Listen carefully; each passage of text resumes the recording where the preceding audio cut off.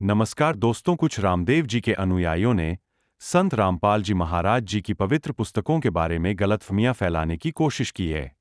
आज हम सच्चाई को आपके सामने लेकर आए हैं। कर जो महिलाएं आती है, रामदेवरा या कोई बुजुर्ग लोग आते हैं या कोई बच्चे आते हैं, उनको ध्यान नहीं होता है। उनको ये लोग क्या बोलते हैं कि आपको ज्ञान मिलेगा और बहुत बड़ा ज्ञान है इसमें। तो उस पहला फुसला में आकर ये लोग उनको पुकार देते हैं। बकायदा इसमें कोई ज्ञान नहीं है किसी भी प्रकार का।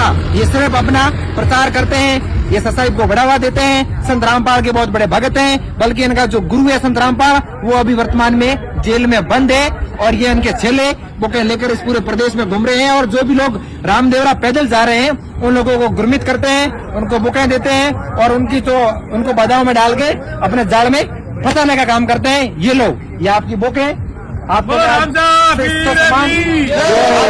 सामान यहाँ से भिजा रहा हूँ और आगे यहाँ जहाँ पर भी मिले तो आप अपने हिसाब से इनको जवाब देना।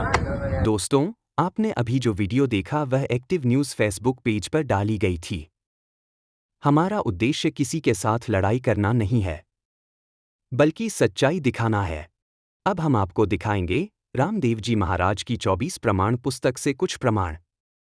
इन प्रमाणों के आधार पर जानेंगे कि संत रामपाल जी महाराज का ज्ञान सही है या गलत, और असल में कौन है संत रामपाल जी महाराज। आओ अब हम जानते हैं बाबा रामदेव जी महाराज जी ने क्या बताया संत रामपाल जी महाराज जी के बारे में। ये है पुस्तक 24 प्रमाण, जिसके पेज नंबर 65 पर लिखा है कि नगर कोट नहीं, जाट कहां सी, मुखबंद होके कवि गुण गासी।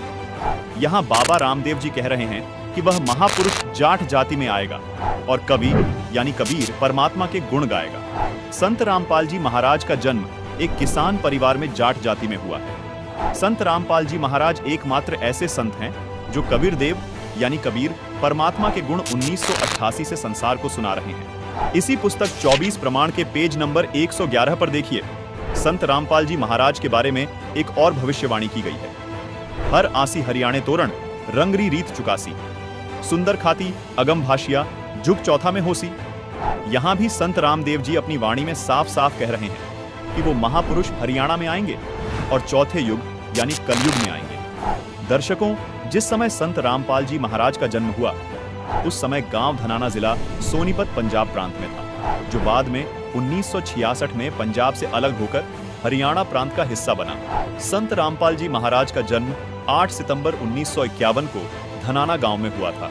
इसी पुस्तक 24 प्रमाण के पेज नंबर 62 पर संत रामपाल जी महाराज के बारे में एक और भविष्यवाणी की गई है। कलयुग में सतयुग अवसी, पहरा पाप रा पलटेला, सांचा संत दल में आवसी ऋषिजन साख भरेला।